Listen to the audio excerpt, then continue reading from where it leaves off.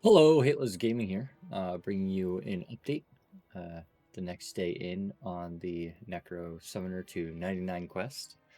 And today we had yesterday we had a fairly eventful day. I do keep track of loot via a little text document daily. And what we ended up doing is very well. We ended up with a 6 life leech Erits, which we gave away. We got a jaw, a string of ears, a Storm Shield Water Walks, 2 level 99 Bale Charms, Tao's Belt, a Gold Wrap, a Titans, a Tao's Armor, and Drax, which means that's a really good day. And on top of that, we went from level 92 to 93. Did about 80 Bale runs, almost full games. It was a really fun day. The best part about the day is I lost a iron gold, and I'll go ahead and take this text off. And we were given an awesome insight to summon the iron golem, and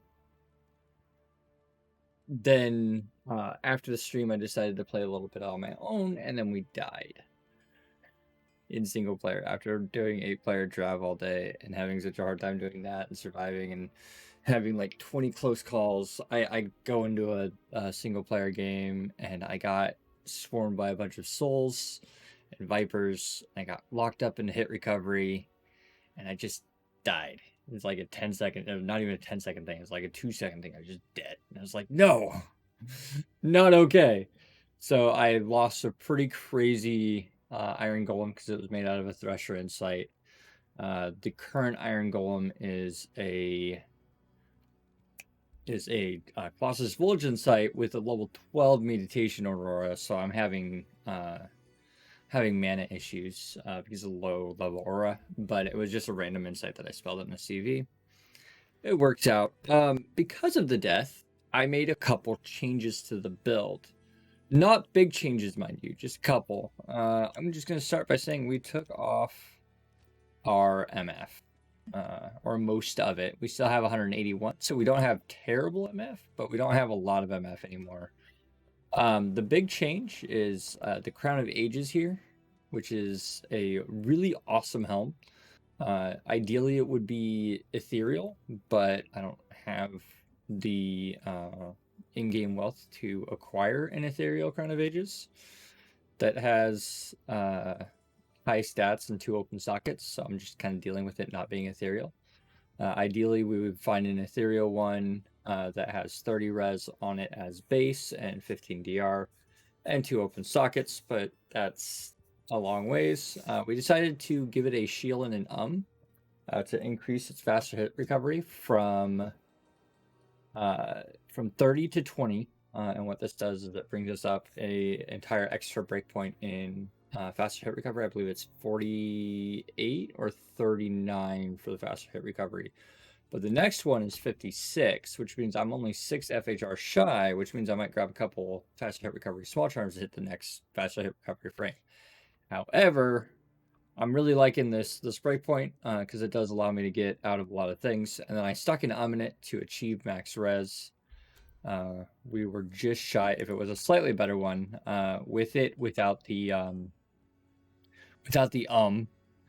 it gave me 73 all res, and so I just stuck an in there, and then I have a little bit of stacked res for whenever we're in chaos, and I really appreciate that. But all res 38, and then the damage reduced on this one is 12. It's not 15, but I do find that really helpful. Combined with Enigma's DR of 8, it adds up to, I want to say it's 20% damage reduction. So we just have, hey Katie, this is Nika. She's the cat.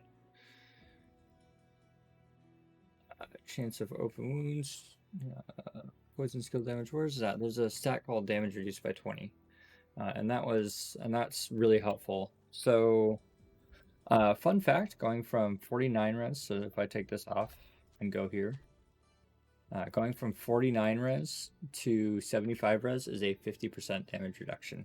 Let me explain.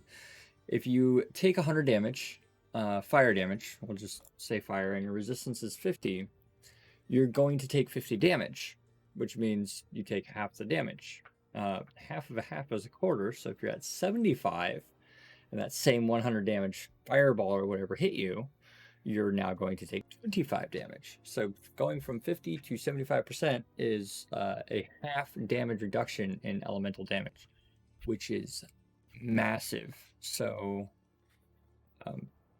I feel a lot tankier while wearing the Crown of Ages. The downside is since I'm missing those +2 to all attributes, and I don't have enough strength to whenever I switch from my Call to Arms, because neither Call to Arms nor the Spirit Shield give strength. I don't have enough to wear this helm. If it was ethereal, I'd still be able to wear it, because ethereal gives requirement reduction by 10 or 15%. Either way, that would drop me under. It dropped me just in range of being able to put a couple points of strength to be able to make it work. But unfortunately, we don't. I don't remember what Crown of Ages strength requirement is, although I believe it fits within a Monarch. So we still have the Homunculus. Our block rate has dropped down to 74, but having the 74 to 75-ish block rate and having the Crown of Ages with the additional damage reduction and the additional res and faster hit recovery, the build feels a lot more durable. And I did grind. I died about here, and we dropped down to about here, and so I got my bar back, if that makes sense. And we made a major improvement to the build for durability and sustainability. And hopefully today will go just as well, and we end up earning a bunch of experience, and perhaps by the end of Wednesday, we'll be level 94. It's the goal. I think it's doable in a day or two. And I'll be back with you, I guess, in the next video. And hopefully I will have at least half a bar, maybe an entire bar. But those are the changes that I kind of made to the build. We improved it quite a bit. I'm thinking about, since we got that jaw, we do use D2JSP to trade. So I sold the jaw, and I have a buddy that helps me out when we run together. So I split the value of the jaw. I gave him half the 4 gold that I got from it. And then we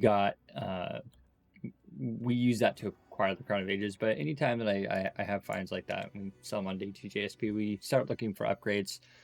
I guess I'll keep you guys appraised on updates and upgrades that we get to the build. A wish list would include a better Necro Torch, better Anilius Charm, a better Crown of Ages. That's a big one. Perhaps a different Enigma, because if we can get a lower strength required Enigma, maybe a Mage Plate. I'm actually not sure what they look like, but maybe a Mage Plate Enigma or even an Archon Plate Enigma might make me put a few extra points into strength to be able to wear Crown of Ages. I don't know. And then we definitely need to start thinking about our War Travelers. They're down to 31 durability of 40. This is where most of my Magic Find comes from. I have thought about switching over to Sandstorm Treks, which would give me additional faster hit recovery and kind of fill in that gap. But I really like this 50 MF because all my MF is coming from this, and then I have a Geeds that I'm rocking right here that gives me an additional 38. So most of my Magic Find comes from these 3 items here. And I'm okay with that. Carrying a little bit of Magic Find during a long grind like this is a good idea. But what I'm realizing is that most of the value of what we find is coming from the runes that we find. So increasing my durability and making myself more durable so I don't die and lose experience is becoming more valuable. I'll go ahead and show you guys a quick cycle of what playing this character has been looking like since I did the change. And it's kind of silly. I'll show you guys a chaos run. In single player and up to about 3 or 4 players, it don't care. With this change, I feel very durable. Even though we have a little bit less life, we dropped 200 life for this. We had just hit 2,000. But it is getting a little bit silly. We're going to go ahead and summon up everything that we can. My cat's going to get in my way. Make my life just a little bit harder. We go down here, and we're going to run Shank the Overseer real quick. Roll everything up here. And then summon up our other skellies. I know this seems like a large time investment compared to, say, like a Hammered In. But it's also MFing a little bit as well. And like I said, I have some mana issues. And then Trav is a joke now. So in single player at least, Trav is a joke. We always run Trav because there's always a chance of a goodie. We get a couple of them did. We blow them all up. See if they drop us any goodies. This is where we got our draw from yesterday, by the way. Came off of Trav. So we didn't really get anything there. Go ahead and go to River. And then having the Trangles instead of the Chanties allows us to hit the 48. I know it's 48 FCR. And with that ring, it's just, it works. We are killing everything, and I find that just killing everything is a good option. It works. I like doing it. It's fun. Some people would say that it's not worth the effort. But here's a fun fact. I have been noticing that I find a lot of high runes on this character compared to, say, my Hammerden. Where my Hammerden did a lot of, like, specific farming where it would go specifically for, like, bosses and whatnot. So I found a lot of items on the Hammerden. But I don't find many items on this. I find runes drop like candy. Like, regular, like, mid and low runes drop everywhere. And unfortunately, we're probably not going to see one on this run. But I have been finding that with this increased killing speed, we do tend to find things like runes a little bit more often. I've been noticing we generally locate about one high rune a day playing this character, which is just silly when you think about it.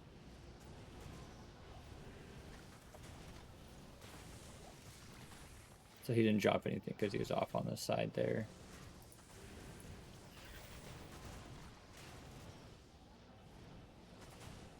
And as you can see, the rotation or the way that the build feels, you just kind of teleport into things. With this extra durability, we can just kind of teleport on their head, cast stamp damage, blow them all up, and move on, basically.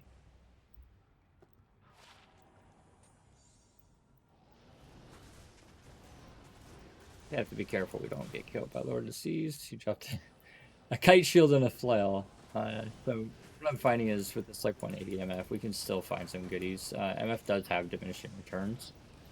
So 200 MF is plenty. We could get a little bit more magic find. I could resocket that Crown of Ages, take out the and run 73 all res, and then be rewarded with another 25 MF, putting us at least 200. The other option is actually not sure how we can get more MF without giving up durability. We could change back. Ooh, cold skills. Nice. That's a good Grand Charm. That makes 2 cold skill Grand Charms that I now own. That's a good little goodie, and that's all Chaos is for this character. It's really easy. I don't know how fast that Chaos was. I know you guys with a stopwatch might be able to time me or start end time. Figure out how long the Chaos takes. And then normally what I do is I go to World Stone. I just kind of... this is where I die. This is a similar spawn to how I died. And this is how I died. Doing exactly what I just did, but I was far less durable. And I went into a bunch of snakes and then got locked into hit recovery. It was bad.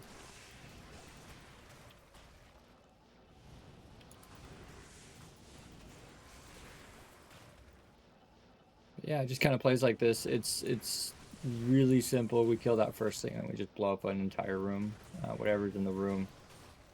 Oh, there's a small charm. Oh, this is a level 85 area. It could be anything. It is nothing. I'm gonna go ahead and stop in here. I do want to drop off that Grand Charm. That was a nice goodie. I have 2 colds because I think that had Dex on it too. I don't know how much value that Dex adds. Most cold storks don't go max block, so it's a meaningless stat. Not sure if there's a PvP variant going max block to prove me wrong. Somebody tell me why a cold source would want Dex. And people get more value out of that Grand Charm. Alright. Somebody might want it. I'm not sure. I'm gonna find a buyer after I make this video.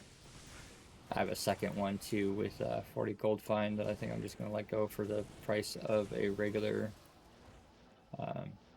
Grand Charm. I was able to convince one guy to give me the same rate as a plane for a 40 extra gold Necro Summon GC. Because I was like, yeah, gold fine doesn't matter to me. I have enough of it that like I find enough gold, like it just drops everywhere and you auto pick it up. So I feel like I find enough.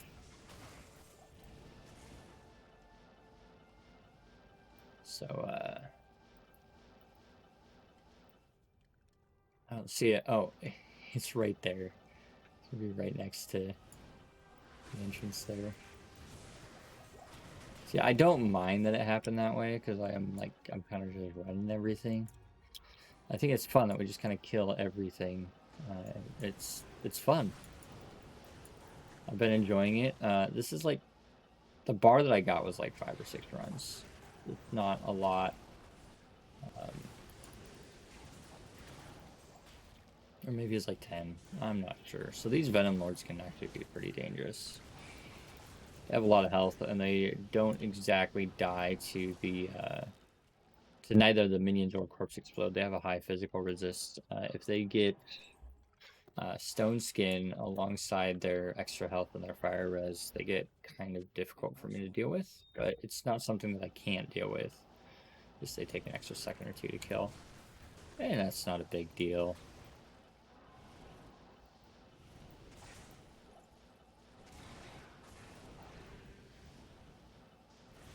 So I'm not going to chase down individual things. When they're a little dense, I'd go clear out the whole floor. But in this case, they're not very dense, so I'm not going to go clear out this area. We like dense areas, even if they're a little bit more dangerous, because the dense areas means that I can kill more faster. I need monsters to kill monsters, if that makes sense. It's kind of weird. So like this area is kind of nifty. There's a few here. I'll just blow them all up. Cast the amp damage. By the time amp damage casts is, oh geez, Stygian Dolls. Those are terrifying. No, so I'm not teleporting right now. I don't want to teleport into a bunch of Stygian Dolls and have my pets kill them. I do have 75 block, which can block the explosive damage. But if a few of them blow up on you, it can be really bad. They hurt.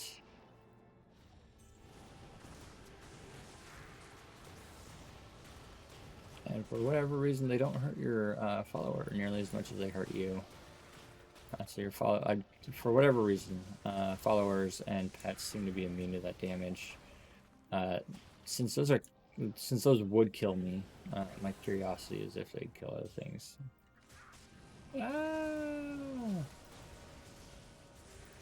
Yeah, but like for whatever reason, your pet can just go kill them all, and you try and do that, you get wrecked because they do that explosive damage. I don't know why it doesn't hurt you. Maybe somebody knows better than I. All right, lots of room for messages here or comments on something I don't know. Somebody please explain why Stygians don't deal damage to your follower and they seem to like one-shot you, if that makes sense. So yeah, that's what a Bale run and a Chaos run looks like on this character. I can just telly. I can go straight to the bosses in Chaos. I can go straight to the bosses here. Which is probably what's going to end up happening as I approach higher levels, because I know that the experience is going to drop off steeply from random monsters. I'm just kind of enjoying killing all the random monsters for now. And I'm enjoying it. I'm having fun. The build's a blast to play. The only bad part about it so far is when we get into players 8 games, the corpse explosion falls off sharply. As you add players, around 5 or 6 players, it really starts to struggle. But it is still really strong even in players 8. Yeah, we also found that the Trav has a lot of hit point regeneration in players 8 as well, so it's significantly more difficult at players 8 than players 7. And I'm not sure if it makes a big difference in the drops of the Trav, but I know that players 7 and players 8 seems the no drop chance is the same. So in stream, we've been kind of playing with that. I'm thinking today we had a player's 8 cap today. I'm going to put a player's 7 cap on it, and hopefully we can have some more efficient runs. Because I was almost missing out on Bale trying to kill Trav in time as our telly guy for Bale. I have to go up to Shank and Eldritch to summon the army, and I go Trav, and I join the Bale run. Is generally how we run, and then somebody who's stacked with MF will get the Bale kill. We just kind of have a good time. There goes Bale. That's a yeah. I'm looking at the timer for how long the recording is. It's a 10-minute or 20-minute recording. We spent about 7 or 8 minutes talking about our changes. If you do like this kind of format of gameplay and I guess logging my progression on the character, make sure you let me know in the comments. Until next time, continue bringing each other up, and I will see you guys in the next one.